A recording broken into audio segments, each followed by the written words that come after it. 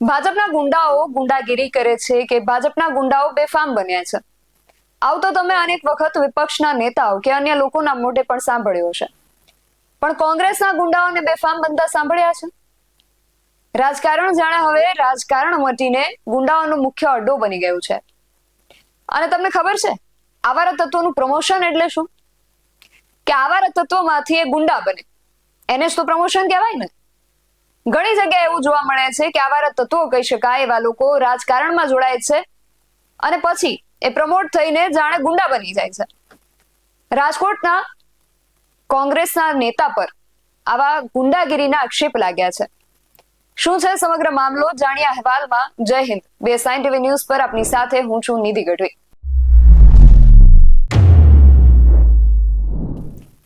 કોંગ્રેસ નેતા અને જિલ્લા પંચાયતના પૂર્વ ઉપપ્રમુખ અવસર નાકિયા પર ગુંડાગીરી કરતા હોવાના આક્ષેપ લગાડવામાં આવ્યા છે. અને આક્ષેપ લગાડ્યા છે સરદાર ગામના ધર્મેશ ઢાંકેચાએ. ધર્મેશ ઢાંકેચા જે એક સમયે કોંગ્રેસ સાથે જોડાયેલા હતા, તેમણે જ જિલ્લા પંચાયતના પૂર્વ ઉપપ્રમુખ પર આક્ષેપો સાથે રાજકોટ પોલીસ કમિશનરને લેખિતમાં ફરિયાદ કરી છે. પરંતુ આ સમગ્ર મામલો શું છે તેને સમજવા અમે જ્યારે ધર્મેશભાઈ ઢાંકેચા સાથે વાત કરી ત્યારે તેમણે શું કહ્યું તે સાંભળીએ. ઘટનામાં એવું છે કે આ ઘટના બનવાનું 9-10 મહિના પહેલા શરૂઆત થઈ. જી જ્યારે હું કોંગ્રેસ પાર્ટીની અંદર તાલુકા કોંગ્રેસના પ્રમુખ હતો જી અને રાજકોટ જિલ્લા ફરિયાદ ચેરમેનનો ચેરમેન હતો.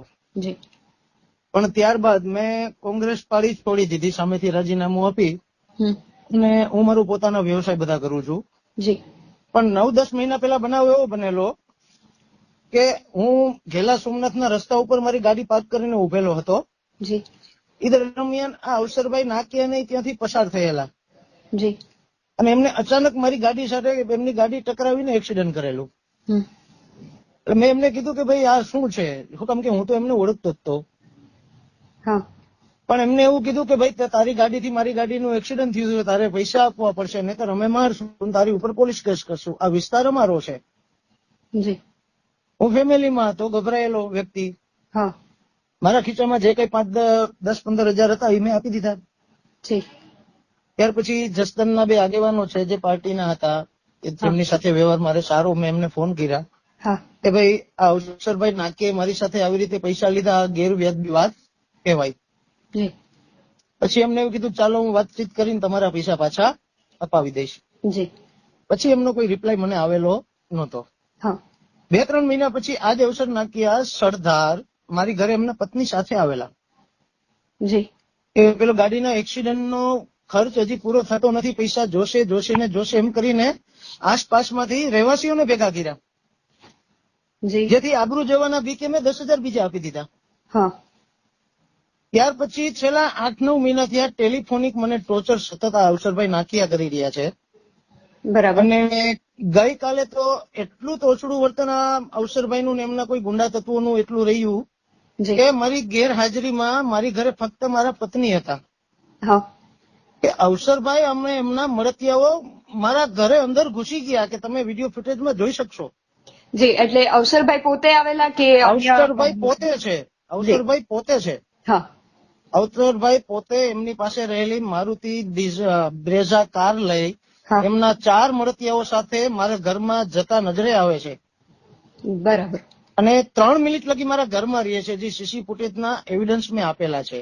જી હા ફક્ત એટલું જ મારી ઘરે જવાનું કારણ કે ગાડીના ક્લેમ્પના પૈસા પૂરા પડતા નથી, વધારે પૈસા આપ.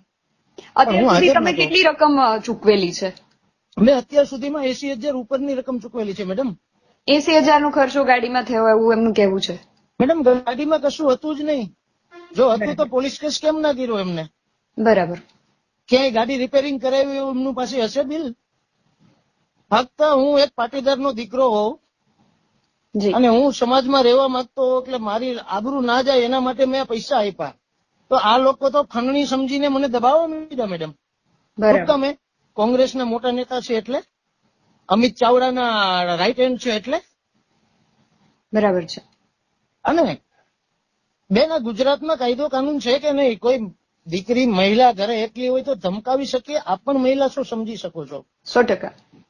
તો ચાલો કોઈ મેટર હતી મેડમ, જી. તો મારા ઘરની બાજુમાં જ મારી ઓફિસ છે, હું ત્યાં જ બેસું છું. જી મારા પત્નીએ મને ફોન કરવાનો પ્રયત્ન કર્યો કે કોઈ, મારા પત્ની તો ઓળખી ગયા હતા કે એકવાર આ ભાઈ આવ્યા હતા તે જ છે. હા મને ફોન કરવાનો પ્રયત્ન કર્યો, મારા પત્નીનો ફોન પેલા અવસરોએ તોડી નાખ્યો. તો ધર્મેશભાઈ, આમાં આગળ આપ શું કાર્યવાહીની અપેક્ષા રાખો છો? બસ હું તો ન્યાયની અપેક્ષા રાખું છું. સીપી સાહેબને મળીને મેં આજે લેખિત મારી ફરિયાદ આપી છે એવિડન્સ સાથે. જી જો મારી ફરિયાદ અહીંયા એફઆઈઆર દાખલ કરવામાં નહીં આવે તો હું ન્યાય માટે હાઈકોર્ટ જઈશ. જી હું તંત્રને સીધો સવાલ કરવા માંગુ છું કે મેડમ, શું આ ગાંધીના ગુજરાતમાં કોઈ કાયદો વ્યવસ્થા છે જ નહીં? આજે જ હર્ષ સંઘવી છે એ પ્રેસ કોન્ફરન્સ કરી રહ્યા છે. જી મારો તો ભાજપ કોંગ્રેસ બંનેને સવાલ છે મેડમ, કોઈ એક પાર્ટીને નથી. કે બરાબર ખરેખર શું કોઈ પણ વ્યક્તિ કોઈ પણની ઘરે જઈને કોઈ પણની મહિલાઓને ધમકાવી શકે? બરાબર છે. મેડમ તમે વિચાર તો કરો, મારા પત્નીના ગળામાં રહેલો 2.5 તોલાનો ચેન પણ લેતા ગયા. ઓહ મારા બાઇક નું મેં વિડીયો ફૂટેજ જારી કર્યા છે, તોડફોડ મારી ઘરે કરી. જી આ કાયદો કથળેલી હાલત કઈ પ્રકારની છે મેડમ? જી ધર્મેશભાઈ, પ્રશ્નો તો ઘણા બધા છે ને આપણે જવાબ જી, પાસેથી 100% મેળવવાની મેડમ. અપેક્ષા રાખીએ. આપ અમારી સાથે જોડાયા તે જી. બદલ આપનો ખૂબ આભાર. જી જી એમનું કહેવું છે કે જૂની અદાવત રાખી આજ સુધી અવસરભાઈ અને તેમના માણસો દ્વારા તેમને અને તેમના પરિવારને પરેશાન કરવામાં આવી રહ્યો છે. ગઈકાલે જે ઘટના બની એ મુજબ અવસરભાઈ નાક્યા અને તેમના માણસોએ ધર્મેશભાઈના ઘરે જઈને તોડફોડ કરી અને વાહનમાં નુકસાની પહોંચાડી છે. એ સાથે ઘરેથી સોનાના ચેનની લૂંટ કરી હોવાનું પણ તેમણે ઉલ્લેખ કર્યો છે. અત્યાર સુધી લગભગ 80,000 જેટલા રૂપિયા તેઓએ અવસરભાઈને આપ્યા હોવા છતાં વારંવાર તેમના ઘરે જઈને કેન પ્રકારે દાગ ધમકી આપી પૈસા આપવા પડશે એવું કહીને ધમકાવવામાં આવી રહ્યા છે.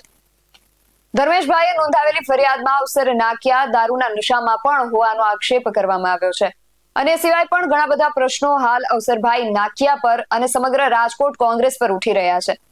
અને આ પ્રશ્નોનો જવાબ મેળવવા જ્યારે અમે અવસરભાઈ નાકિયાનો સંપર્ક કરવાનો પ્રયત્ન કર્યો ત્યારે એમનો સંપર્ક ન થઈ શક્યો. માટે હાલ તો ફરિયાદી ધર્મેશ ઢાકેચા દ્વારા સીસીટીવી સાથે આજી ડેમ પોલીસ મથક ખાતે અરજી ફરિયાદ દાખલ કરવા માટે માંગ કરવામાં આવી છે. પણ હવે આ મામલે આગળ શું થાય છે એ જોવું રહ્યું. આ વિશે તમારું શું માનવું છે અમને કમેન્ટ કરીને ચોક્કસથી જણાવજો. આવા જ વધુ અહેવાલો સાથે મળતા રહીશું. તમે મારી યુટ્યુબ ચેનલને સબસ્ક્રાઇબ કરવાનું અને અમને ફેસબુક અને ઇન્સ્ટાગ્રામ પર ફોલો કરવાનું ભૂલશો નહીં. બાકી અવનવી અપડેટ્સ માટે આપ જોતા રહો BSN TV ન્યૂઝ, સત્યની સાથે સત્યની ખોજ.